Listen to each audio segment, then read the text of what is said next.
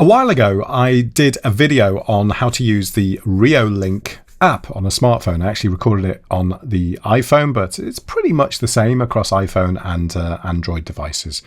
Today, I'm following up on that a little bit because I had a comment from James Chewer, who I feel like I'm on the radio now. Well, thanks very much to James Chewer for getting in contact. And he wrote and he just sort of said, why did you miss out the bit about emails, email notifications, as in setting that up? And to be honest, at the time, I probably just thought it was fairly straightforward and fairly self-explanatory on what it was and what it did, and I just skipped over it. But having done it myself now, I realise that it isn't quite as straightforward as you might think. So I'm going to cover it today. Right, so here I am in the desktop app. This is on Mac OS, but the app for the Reolink software is pretty much the same across both platforms, actually. And I'm looking at our kitchen here. We've got a camera in the kitchen, and I'm going to go into settings to start with, and then I'm going to move down to surveillance and into email. Makes sense, right? And I'm going to do enable email alerts. Now, by default, it's set to record, send an email alert based on motion 24/7. So every day of the week. Now you can change this to be whatever you want. So that might be a bit too aggressive at times. If you use your kitchen, then of course you're not going to want to receive an email every single time somebody moves in your kitchen. So you might want to set it to only, midnight to 6 in the morning, and then have a separate profile, which you can do, to have it set to when you go out. So you change the profile on the cameras when you go out, and then it's set to kind of send you an email at all times. So I'll leave it like this for the moment. And then you've got to go into email settings. And this is where we need to set up the appropriate kind of server settings and things. By default, it says smtp.gmail.com. And I think that's probably going to be okay for a lot of people. I'm not going to make the assumption that you're using Gmail out there. If you're using something else, you're going to have to cater for that and find a different way of doing this. But we've got the basics here. We've got smtp.gmail.com. We've got Yahoo Mail, and we've also got Live Mail, which is Microsoft, I think. So that caters for the main three, I think. And then if you do want to put a custom relay server in here, by relay server, I mean the server that you're using to send your mail through the SMTP server, you can put a custom one in there too.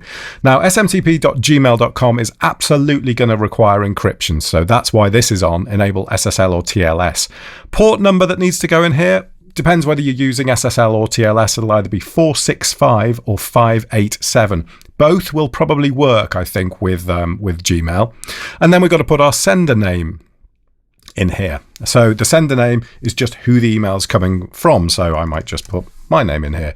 And then sender address is the address that's associated to your Google account. So it'll be, alan.smith@gmail.com or whatever. So in this case, I'm going to put, because mine's actually linked to a sort of business account. So I'm going to just put info@tdcat.com, which is the email address that I use primarily. Password. Now, this is where it gets a little bit more complicated. Usually, you would expect just to put your Google password in here, right? Well, that is sometimes the case. But be careful, because if you're using multi-factor authentication, now a camera like this can't authenticate by using, it can't do that. It can't do multi-factor authentication, can it? If you think about it, a camera has to authenticate with a mail server, but how's it going to do that it's just not going to work. So what you have to do is you need to go into Google here. And I'm sorry, this is catering so much for Google.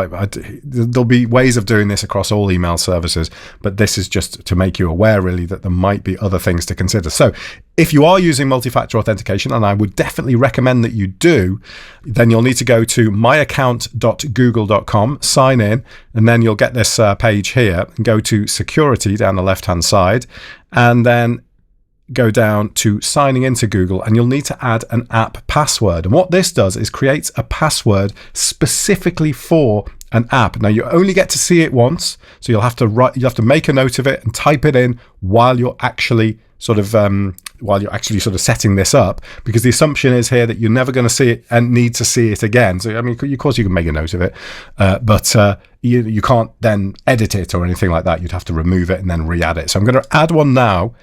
and show you the process. So I'm going to just sign into my Google account here, and then you get a choice of which app you want to set it up for, but I want to do custom because this is being set up for the Reolink. So I'm just going to say Reolink. I think you can use it on multiple devices. I haven't actually tried that, but I'm just going to call it Reolink Kitchen for now.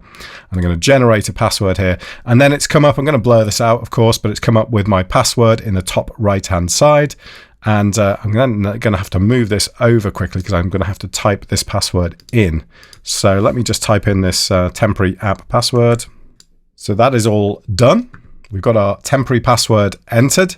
Now the recipient address, well, that's just going to be my main email address there. You can enter up to 3 recipients if you want. So, you could have a main central email box, or just your partner's email address or something like that. And then you've got to choose what you actually send. By default, it's text with picture. So just an email with text about what's happened and an image of what's happened. But you can either just have text, just have picture, or you can also have text with video. So I'm going to change this to text with video. And the interval is how often it resets. So that's probably not the best way of explaining it, actually. So if you detect motion at 4 o'clock and it sends you an email at 4 o'clock, if someone carries on moving, then it's just going to flood you with emails, right? So you have an interval at which point it'll then say, right, I'm looking for motion again, and I'm going to send an email again. That's the interval here. So in this case, 5 minutes seems a sensible amount. You can go as low as 30 seconds, which to me seems a little bit crazy, but I'll leave that set to 5 minutes, and then we just move down and we've got our schedule again. So hopefully now, if I do email test, it's failed. Why has it failed?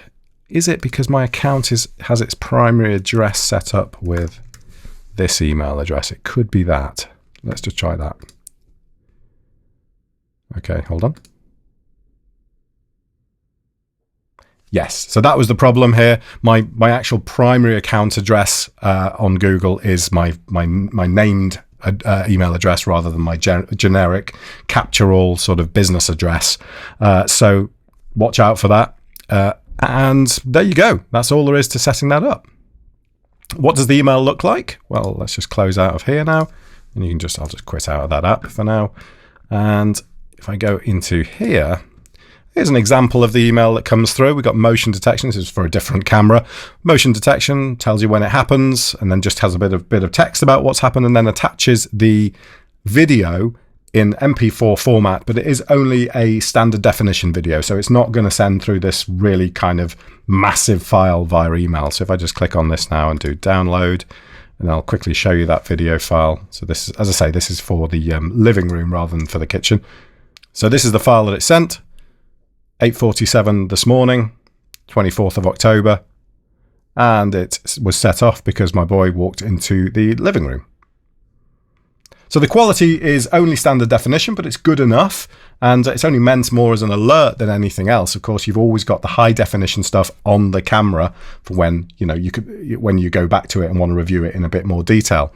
But there you go. That's all there is to it. Fairly straightforward, but just that little extra problem certainly with Google if you're using multi-factor. So watch out for that. I hope you found that useful. If you did, give the video a thumbs up.